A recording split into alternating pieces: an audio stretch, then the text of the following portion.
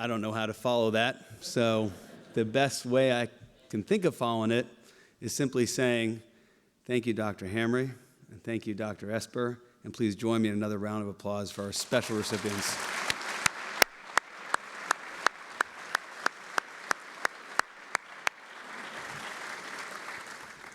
Well, perhaps the way you follow something like that is you offer words of gratitude. So that's what you're going to indulge me in for the next few minutes. Let me begin with the amazing trustees that are before me right now. I am so grateful for the support and your participation today. To Governor Wilson and his lovely wife, Gail, thank you for being here. I'll get through the end, and then I'm asking you for an extended applause. Michael Castine, Ben Sutton, I think Fred Ryan may have just left, but I'll include him as well, our chairman of the Ronald Reagan Presidential Foundation Institute. Andrew Littlefair and his wife, Karen, and Peggy Noonan. Thank you so much for being here today.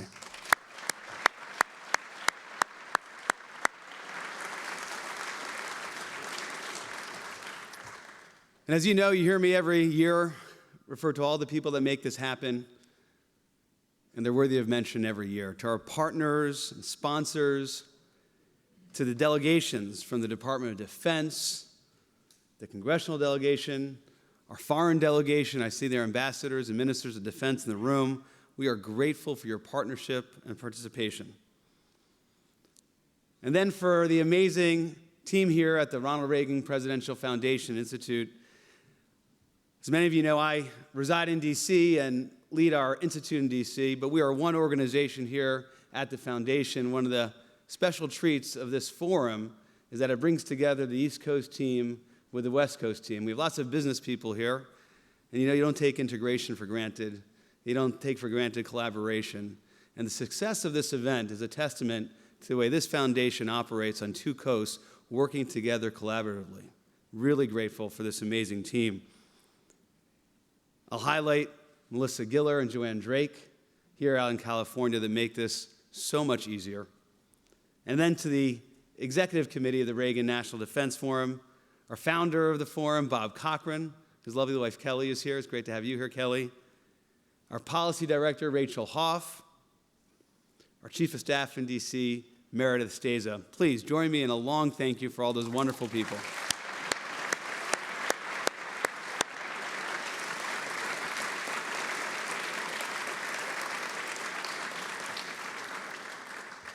One more here who merits special and individual applause, and that is to John Hybush, our visionary leader of this foundation and just a wonderful human being.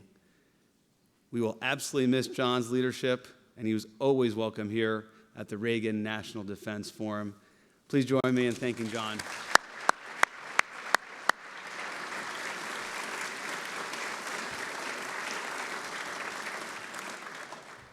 All right, to the business at hand. The time has finally come. We've reached the final panel of the 2022 Reagan National Defense Forum. Now, in recent years, this panel has been a conversation among former secretaries of defense and national security leaders, and has become known as the Panetta Panel for our most stalwart panelist, the former defense secretary and CIA director. This year, Secretary Panetta will be joined by Secretary Esper for the second year in a row. And we're excited to add former Director of National Intelligence John Ratcliffe, the predecessor to Avril Haines, who we heard from earlier today. And our thanks to our returning moderator, Bill Hemmer of Fox News. Now this year, we're also mindful of a painful absence. As you all know, we lost former Secretary Ash Carter this year. He was a friend and colleague to so many of you. Certainly, he was a great friend to the Reagan Library and the Reagan National Defense Forum. And so let me close with these words from our friend, from his 2016 remarks at the Reagan National Defense Forum in his final weeks serving as a Secretary of Defense. He said, and I quote, "Each of you knows well that America's defense is so vital that we to whom it is entrusted must ensure its continuity and excellence across the years and across the domains of armed conflict, not just in the air, sea, and land, but also in space, cyberspace, from strategic era to strategic era, from presidential administration to presidential administration, across our governments and across our parties, end quote. He said it well, as he so often did. Would you all join us in a brief moment of silence and gratitude for our departed friend?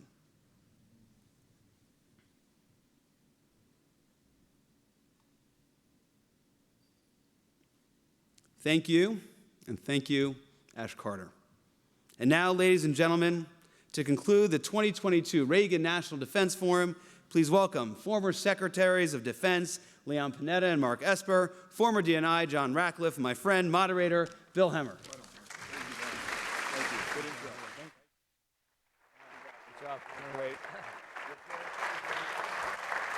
Good evening, everybody. Thanks for having us back. On behalf of the Fox News family, it's always great to come out here and be a part of these panels, and I speak on behalf of my colleagues in our level of appreciation that we're going to express to the library and all of you who have made the trip out here, or if you're local, welcome home. Gentlemen, how are we doing? Great. Nice to see you. This time last year, he had a book coming out. He said, I'm going to get it out, Hemmer, and it happened, right? It happened. It happened. You didn't read it yet? I'm on that. Didn't have you on your show. We'll give you a plug. You good? Absolutely. All right, Secretary Panetta. And John, welcome to the panel here. It's good to have you here in Silicon Grateful Valley. for the opportunity. Good to see everyone. The theme this year is protecting peace, projecting strength, which sounded to me a lot like peace through strength. And did a little digging, and I found out peace through strength is a phrase that's been around for a long time. 100 AD, 1900 years ago, history tells us the Roman Emperor Adrian talked about it. Our first president, the father of America, George Washington, referenced it during our nation's infancy, 1793. Alexander Hamilton argued for it in Federalist number 24. The 8th Air Force adopted it as motto in 1944. Peace through strength has appeared in the Republican platform every year going back to 1980. And in the summer of 1980, in July of that year in Detroit, Michigan, then candidate Ronald Wilson Reagan said, "We know only too well that war comes not when the forces of freedom are strong, but when they are weak.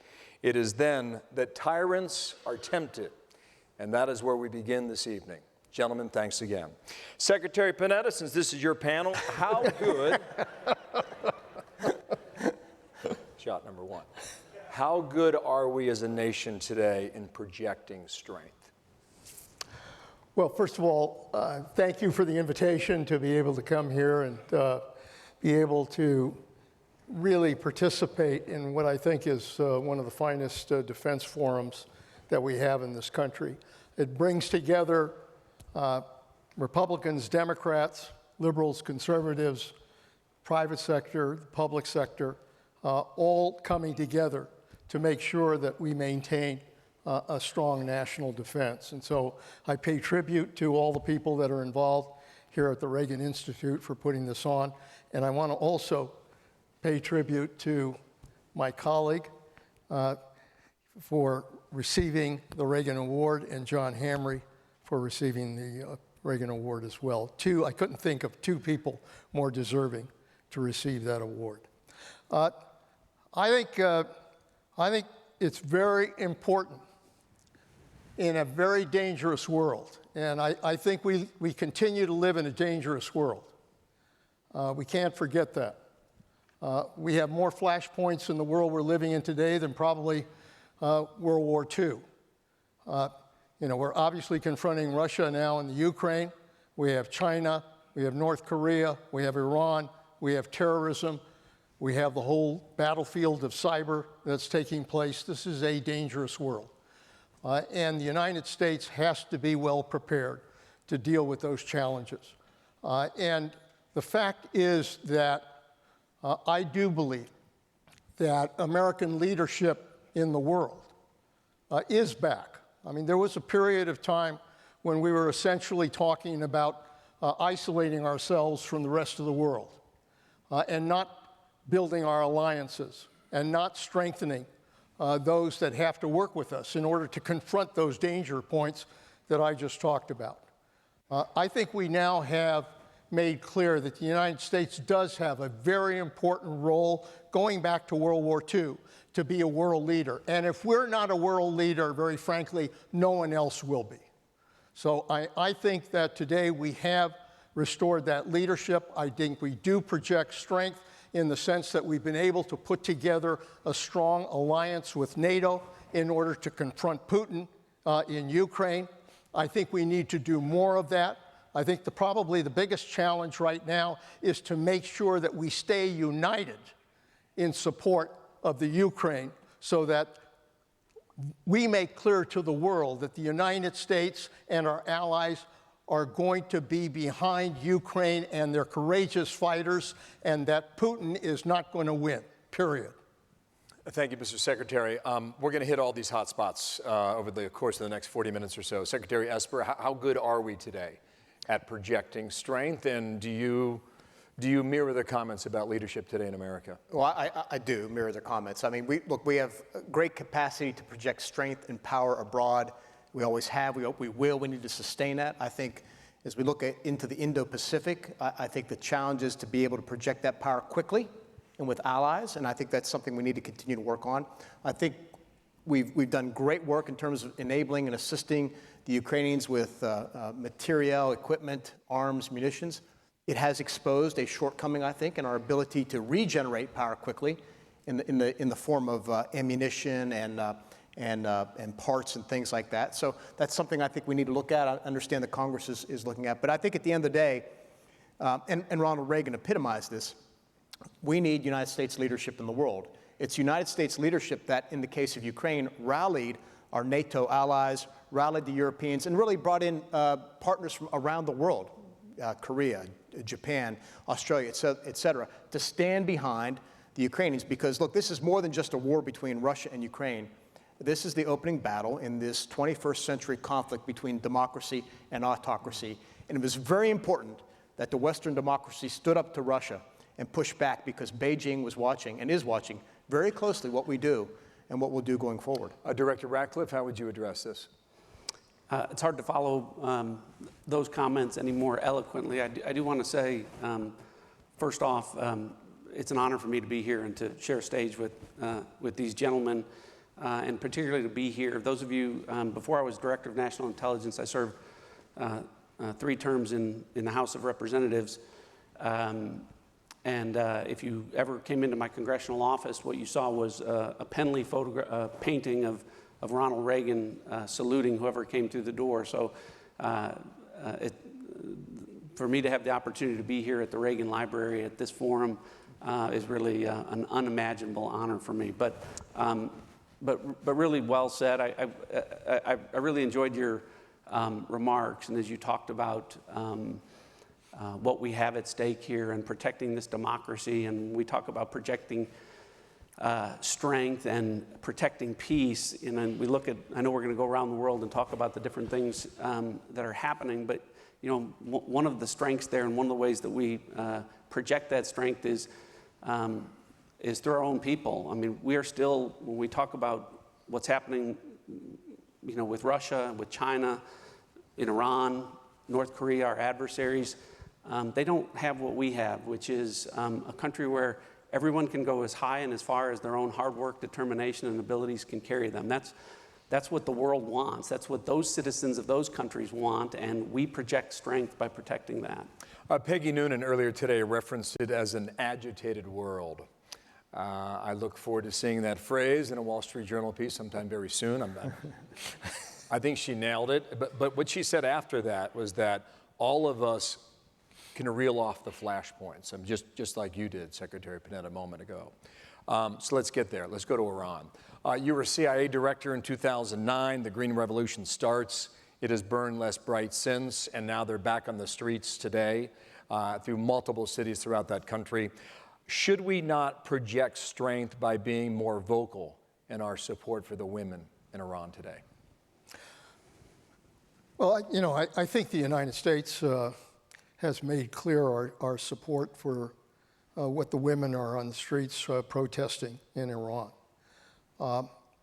I do think that this is one of those moments in time when, whether it's protests in China or protests in Iran, where the United States has to make clear to the world that this is what represents the difference between autocracy and democracy.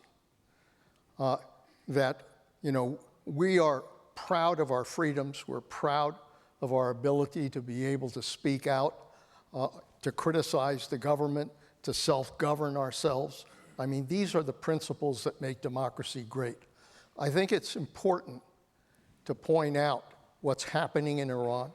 I think it is important for the president to speak in support of those protests that are taking place.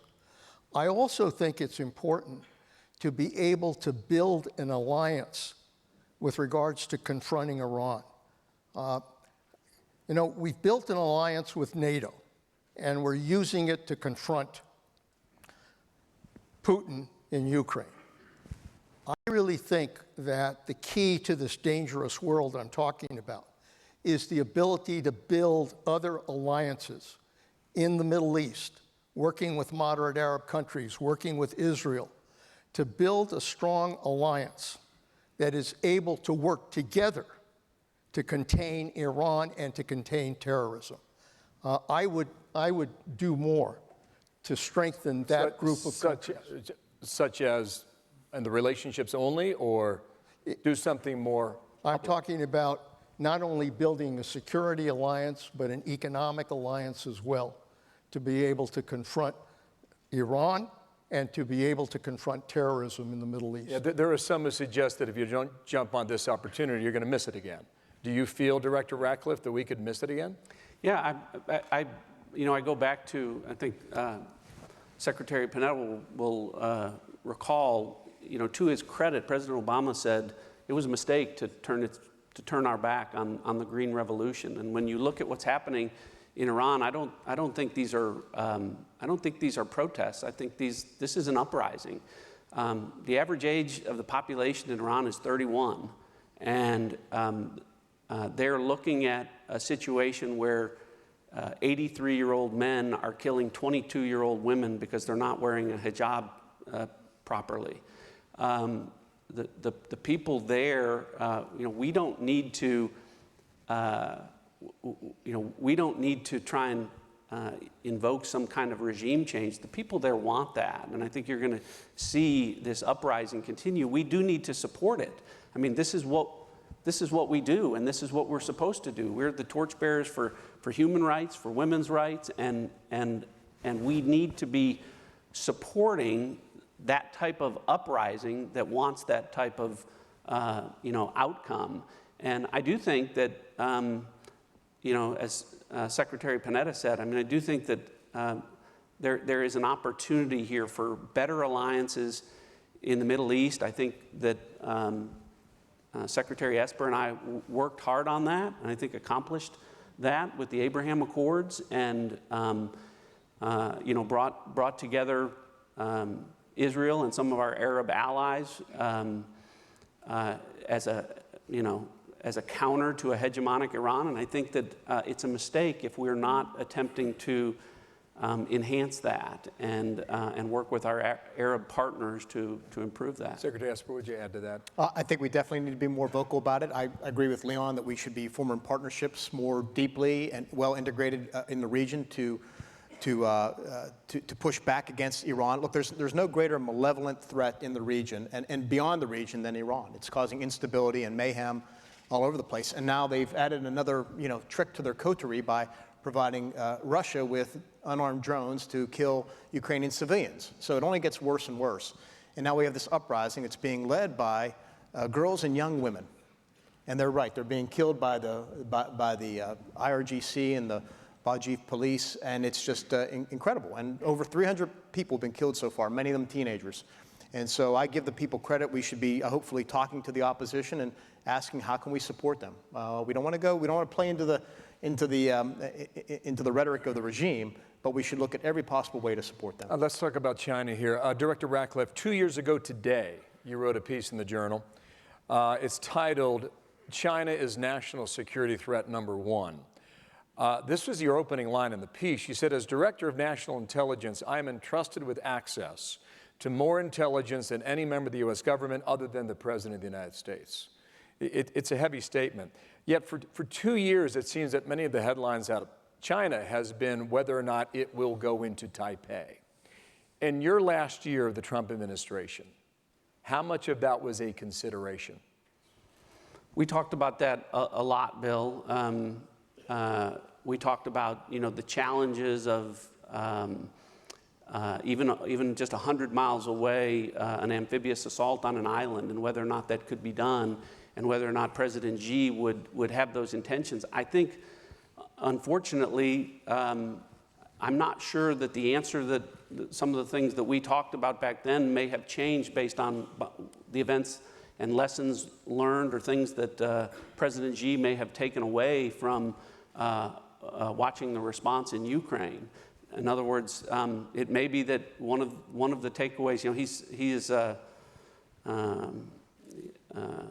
he's one to quote history a lot, and one of the things that he has said repeatedly is to quote Mao Zedong, and said that Mao once said that if you throw the first punch the right way, 100 punches can be avoided.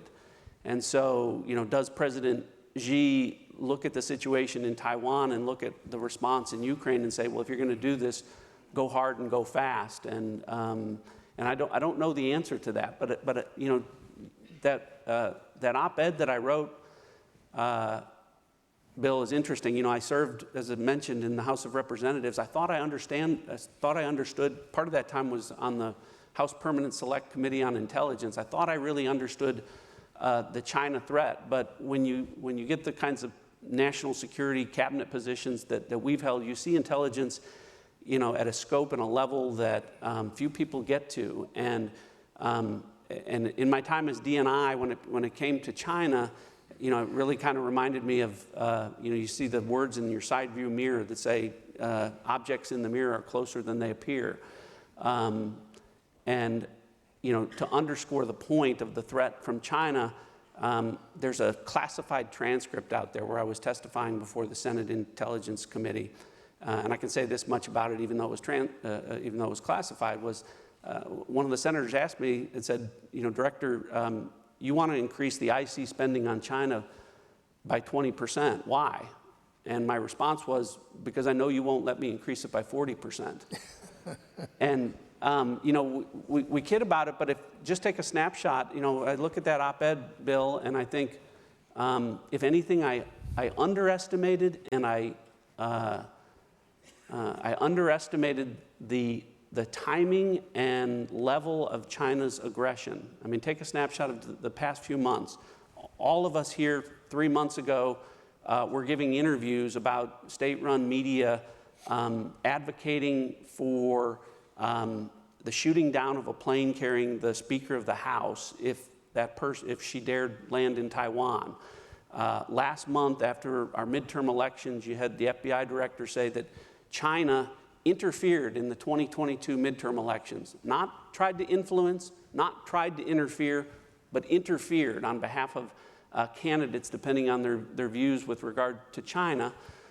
And then most recently, just a few days ago, in connection with these protests, I heard President Xi say, I've heard lots of politicians say border security is national security, economic security is national security. But in response to the protests that are happening across China right now, his response publicly was, political security is national security. That's just a really nice way of saying, by whatever means and necessary, we will protect the Chinese Communist Party and the political state here in China. So, the intelligence is clear about the threat that China poses, and I think our response needs to be clear. I just want to fast forward through the piece. Toward the end, you say, this is our once-in-a-generation challenge. You're shaking your head in agreement. Absolutely. Yeah, I have a chapter on this in my book, by the way, Bill. That's one. Wait till he swears. I haven't heard a swear word yet. China is the greatest strategic threat facing our country in this century. It's been brewing for decades now, and we've been slow to recognize it. I think an achievement of the Trump administration is that we congealed the government around, formed a consensus. I think the Biden administration has continued that. That's good. But I think there's far more work we have to do. We have to accelerate the access of innovation from the private sector into DoD to capitalize on cutting-edge technologies that are out there that some of you out there have. Look, we need to have an economic approach toward the region. I think it was a mistake not to pursue the original TPP, to exclude Taiwan from the IPEF, et cetera, et cetera. There's so much more we need to be focused on because the Chinese are. And Xi Jinping is now consolidated an unprecedented third term. He has ambitions to be recognized as Mao in the annals of Chinese history. And if we don't recognize it for what it is, we're going to find ourselves waking up one morning and Taiwan is either under threat or under attack because of that. And we do not want to be in that position. We do not need to go to war with China. But we need to do everything we can to include building our partnerships and alliances and making sure they are as robust as possible to push this threat off into the future. How do you see it? Yeah, no, the fact is, and I think it was true with Putin, and I think it's true with Xi, is that, over the past number of years, they sensed weakness on the part of the United States. And they've tried to take advantage of it.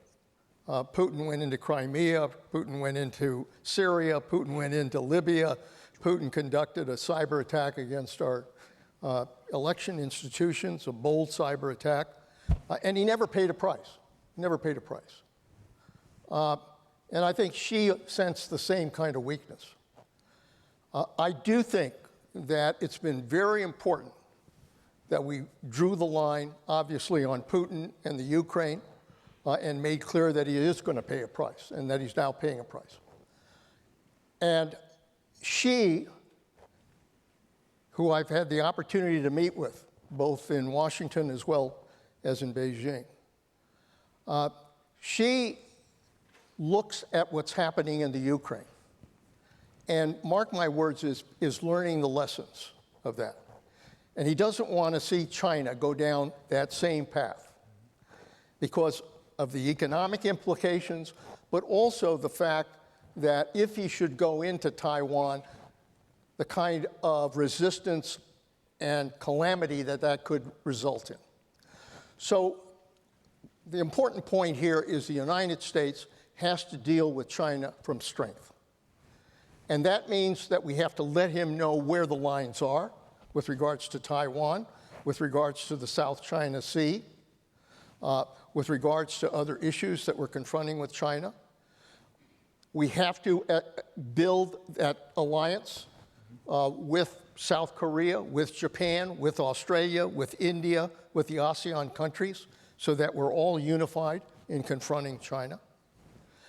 And lastly, I think it is also important that we do, as a result of showing this strength, show that we could still have some dialogue with them with regards to areas where we might be able to find some agreement. I don't think we ought to cut that off entirely. But I think in doing that, we have to do that from a position of strength. Yeah, it takes us to... Leon mentioned something. I just want to foot stomp it. I said China is the greatest strategic threat facing our country in this century. He mentioned India. I think India is the most important strategic partnership that we have to cultivate in order to deal with the Chinese in the 21st century. And I'm glad to see that there's been a continuity now across 5 administrations in terms of doing that. Very critical. And we obviously see the important role that India is playing now with regard to Russia and what's happening in Ukraine. So, I just want to double back a little bit here. A lot of the panels today were addressing this, and it's maybe from a 35,000-foot level here. When Dana and I are in America's newsroom, Monday through Friday, 9 to 11 Eastern Time, that's one. That's right. We take all viewers. We have the fortune of following what I call the original Twitter feed. And for those of you who don't know, we use a software system called iNews, and don't hack it. And that's how we communicate with each other. That's also how we build rundowns for our shows. It's how we follow the Associated Press and the Reuters news services from all over the world. And so if something happens in the world, In all likelihood, it's going to be along that wire service. There's a more technical term for it, but it's not, wire's priority, okay? You put a little lightning bolt there. And last Tuesday, when the NATO foreign ministers were meeting in Bucharest, these three headlines flashed, and I printed them out and I saved them because I want to read them. Because I think it's kind of gets to the nut of the whole issue in Ukraine and Moscow and NATO. Here's the first one. NATO foreign ministers, after first day of talks in Bucharest, we remain steadfast in our commitment to Ukraine's independence and will never recognize Russia's illegal annexations. Then came another one. We will continue to strengthen our partnership with Ukraine as it advances its Euro-Atlantic aspirations. Then came another one. All these are in red, they're flashing, they get your attention, they draw your eye to it. Last one. We will continue and further step up support to Ukraine and will maintain our support for as long as necessary. So then I'm thinking Putin doesn't want us there or doesn't want NATO there, and as long as he's in charge or as long as he's alive or in power, he's going to fight this war, which leads me to my question for you three here to try and settle this, the 35,000 feet, is how does this war end? Well, it's a question, obviously, that everybody is trying to confront, and nobody has the answer, very frankly. At this stage, the most important thing is that we have brought economic sanctions against Russia, and we should continue to strengthen those sanctions because it is impacting. Secondly, we need to provide arms and weapons, which we have provided, the United States and NATO. And I think we have to continue to provide arms and weapons, and I think we have to provide advanced arms and weapons so that they're able to defend themselves against what Putin is resorting to. And thirdly, we've reinforced NATO countries so that we've made clear that any of those NATO countries that Russia tries to interfere with, we will implement Article 5 and take action and defend those countries. Those are important steps. The fact is that the courageous and brave fighters of Ukraine are really at the point of the spear. And they're the ones that stopped the Russian invasion. And they're the ones who have now moved aggressively to try to acquire additional lands that are controlled by the Russians. The bottom line is that the tide of war has changed. Russia is losing. Ukraine is winning. Putin is not going to accept that. Intelligence makes very clear that Putin is going to keep doubling down. And that's what he's doing. He's going to continue to double down. He's going to continue to resort to these terror tactics. He's going to continue to try to undermine their infrastructure, to go after civilians, to go after the targets that he's going. The only way you get Putin's attention is by force. That's the bottom line. And so it is very important that the United States and NATO continue to provide arms, make clear that we're unified in support of Ukraine, and make clear that we're not going anywhere until Putin fails in his mission, period. I want to build on what was. So just to build on what Leon's saying is it has been a strategic, operational, and tactical failure in so many ways for Vladimir Putin. He is now fighting a war on two fronts, the Ukrainian front, which soon may pivot south toward Crimea, and he's fighting a second front at home. And that gives me some encouragement that he will continue to see pressure. I think he continues to get pushed in the corner by the brave Ukrainians who are really doing a masterful job on the ground. And he becomes more desperate. Now, there's been talk about does he continue to rattle the nuclear saber. I think we, the United States, and preferably with our allies, need to be very clear, almost a declaratory policy about what we would do if we see any type of movement in that space, and be very clear that we will not allow that to happen, any use of nuclear weapons or threatening of our allies and partners.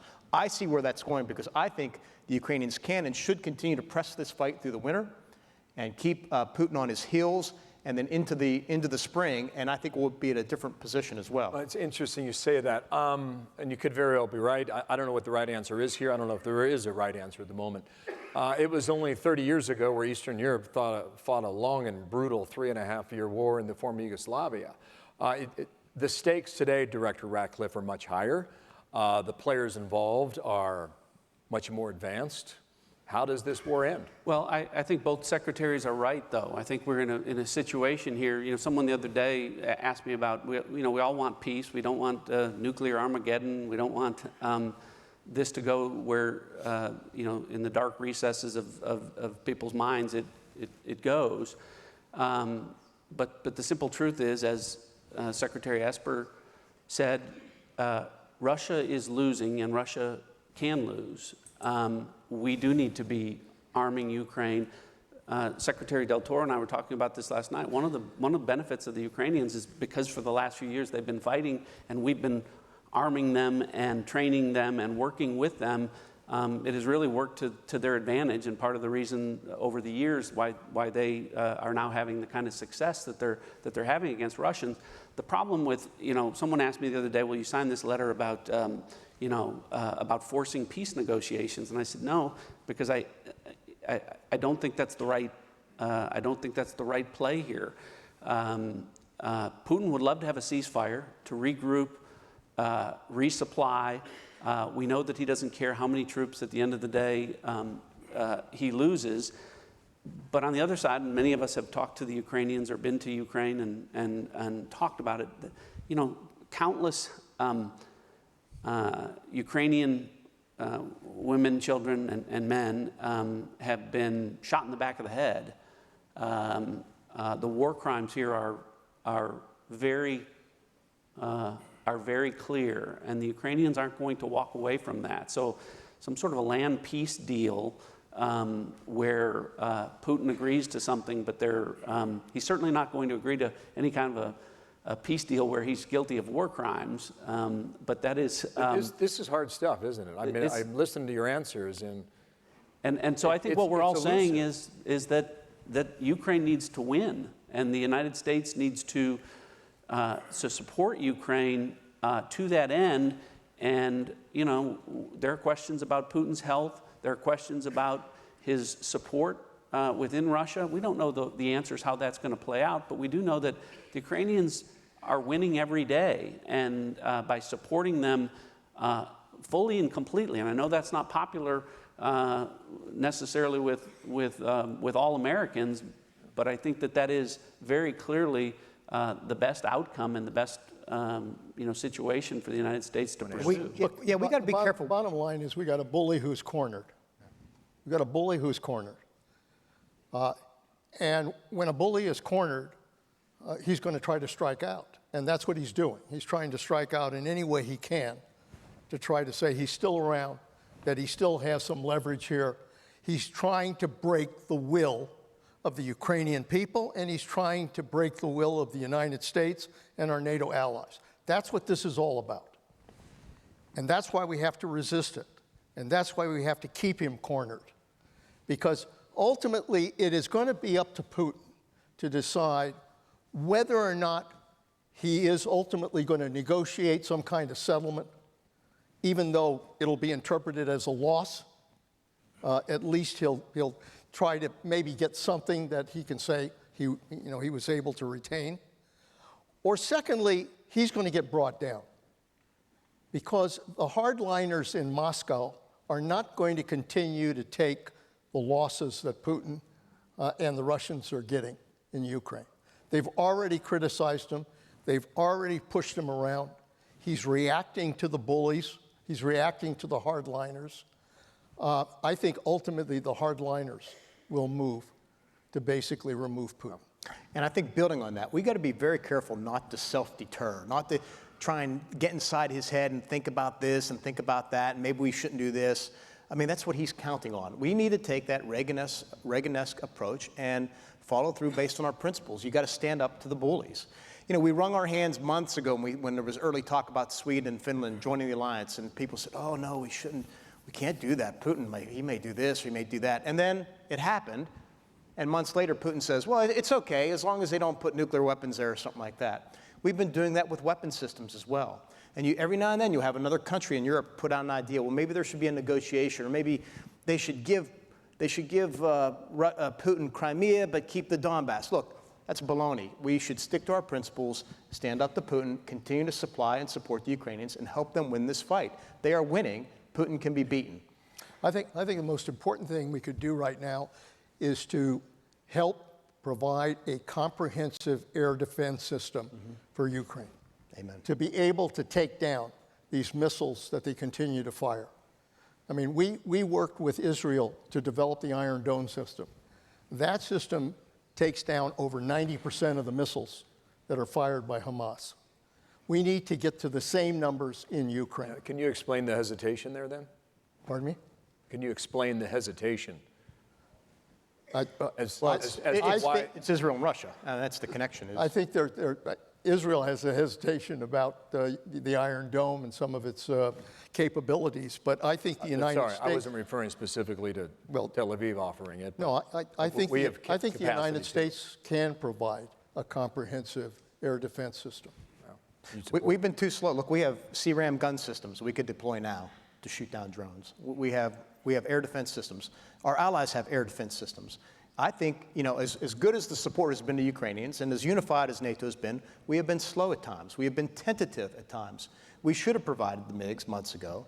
The Germans should be providing tanks, and we should be pushing as much air defense as we can into that country, because right now Putin's doing everything he can to make sure that the Ukrainians have a cold, dark winter, and by knocking out their infrastructure. And the only way you're going to defeat that is by putting up a robust air defense from the ground up. So the longer this grinds on, you would think that those decisions are inevitable. Yes, but we announced the other day, it's good that we're providing, for example, NASAMS, but we learned that they'll arrive in 24 months. I mean, they need them in 24 days. So now you're into a war that's 3 years old, and it's just like 30 years hence. You got to stick with it, Bill. You've got to stick with it. The bottom line here is that, yes, it's a dangerous situation, but this is the most pivotal war we've been involved in, probably since World War II. And it's pivotal because what happens there will tell us a hell of a lot about what happens to democracies in the 21st century. We cannot afford to lose in Ukraine, period. Let's talk about Washington, D.C., if we must. Last year, Secretary Panetta, you said, we basically govern by crisis. Actually, the quote is... I can get the full one for you if you want. No, it's You said, for God's sakes.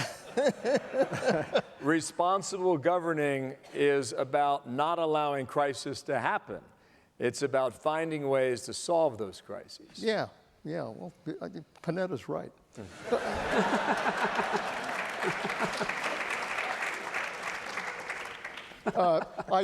I tell the students at the Panetta Institute that in a democracy we govern either by leadership or by crisis. If leadership is there and willing to take the risks associated with leadership, and that's the fundamental problem. If you're going to be a leader, you're going to have to take risks and do things that may offend your base, it may offend your party, it may offend others, but it's the right thing to do. If we have that kind of leadership, we can avoid crisis, certainly contain it. But if leadership is not there, then we'll govern by crisis. And for too long, Washington has largely governed by crisis. You have to, rather than getting people angry because you want to cut their benefits or raise their taxes, you basically stand back and let crisis happen. And that happens with the budget all the time. That's why the defense system is having problems, because the Congress has a broken budget process. And so what happens then is that you wait for crisis, and then you say, crisis is the reason I got to do something, and rather than solving the problem, you just use a Band-Aid and kick the can down the road. That's been what's happening for a long time in Washington. And so ultimately, if we're going to be able to confront the challenges that we have to confront, then leadership is going to have to step up.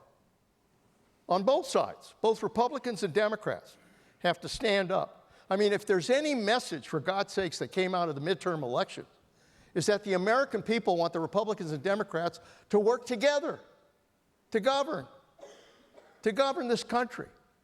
Not just to play politics, not just to play political theater, but to govern and deal with the issues that we have to confront. And to do that, we need leadership. Mm-hmm. Director Ratcliffe, you're not too removed from that jaunt up and down Pennsylvania Avenue. What do you make of the reality that he's laying out for us here? Well, I think Secretary Panetta, to agree with Secretary Panetta, is right. But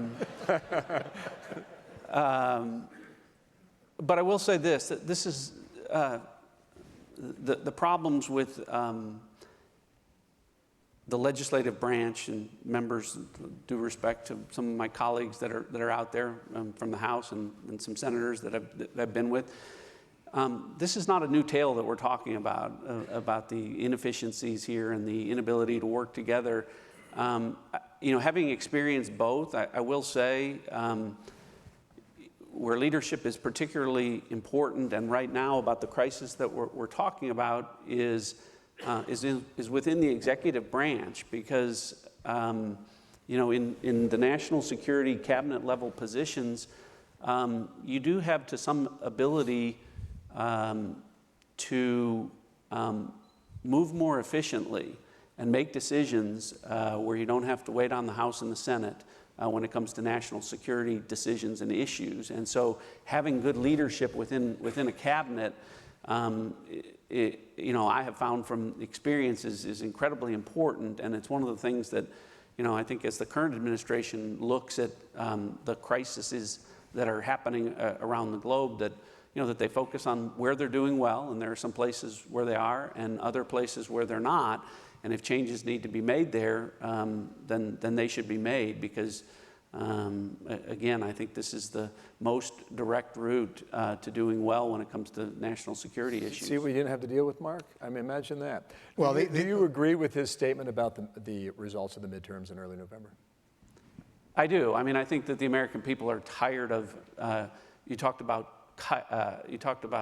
crisis, but they're tired of chaos, and they're tired of, and we've been in the middle of sort of a heightened level of chaos when it comes to partisanship in Washington, D.C. at a level that you didn't experience in your time. Mark and I both experienced it. And it continues today in the current administration, and it's not a great place to be. I mean, we've all seen better times and better places and have good examples of that. And so I do think the American people are sending a message that they do want that they, that bipartisanship is not a dirty word, and that the extremes on the ends of both parties are leading the entire group astray at times, and that this, to your point about this is where good leadership is standing up to that. And even though it's taking criticism, you've got to take those arrows and stick by your principles and do the right things that the American people want. Yeah, no, look, Jim, I if think Mitch McConnell were sitting here, or President Biden were sitting here, they'd say, we did infrastructure, and we did the CHIPS Act, and Sure, but that's right. But there are bigger issues out there. they would argue they're getting things done. Go ahead. But I think they are.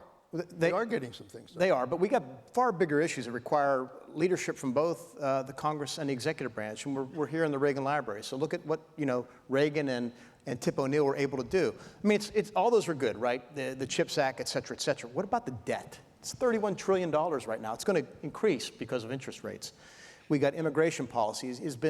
We need an immigration policy to deal with the challenge facing our country. We talk about defense budget, those types of things. The issues go on and on and on that need to be dealt with, but instead we have leadership that is looking in 2-year cycles. What can we do or block the other side from doing so we can win in the next midterm or in the next even year? And that's what's happening. We need more of a strategic look. Your question about the election, I just want to jump to that real quick. I think what Leon said is right, but I saw something different from the election, and I saw an astute American electorate that was concerned about democracy and about picking good people to come to Congress. come to D.C., and it was reassuring to see that voters, particularly on the Republican side, were willing to kind of make different choices about who they want to send to the country into the Capitol so that they can solve the problems that we're discussing. And that gave me more confidence in the American electorate about the choices they make and what we have going forward. I would just add to the midterms. I mean, I think the midterms obviously sent a very important message about the importance of working together. I think the American people rejected extremism on both sides. Mm-hmm. I think the American people rejected election deniers. And they basically said, we want stability. We want stability in our country, for God's sakes. Look, with great respect, the president does have to work with the Congress, and the Congress has to work with the president. I've seen Washington work at its best, and I've seen Washington at its worst. The good news is I saw Washington work. I mean, when Ronald Reagan was president, Tip O'Neill, the speaker, and Bob Michel had a close relationship. They had their differences. Bob Michel was the minority leader. Tip was the Democratic speaker from Boston, Democrat. But when it came to big issues, they worked together. In the Reagan administration, just to give you an example, we passed Social Security reform, the third rail of politics. We passed Social Security reform, bipartisan vote. We passed immigration reform. God, what an outrage. Imagine passing immigration reform. Something this Congress and these last few Congresses have struggled to try to deal with immigration, which everybody knows is broken now. We passed immigration reform, bipartisan. We cut a deal. We passed tax reform. We simplified the tax system. On a bipartisan vote. I mean, we got to get back to that. We got to get back to working together. And frankly, we talk about regular order. The fact is, most members of Congress don't know anymore what the hell regular order is. I mean, I talk to kids at the Panetta Institute. I've got to educate them what the hell regular order is all about. The fact that you introduce a bill, that it goes to a committee, that the subcommittee has hearings and votes on it, that the committee votes on the bill and has hearings, and that it goes to the floor of the House.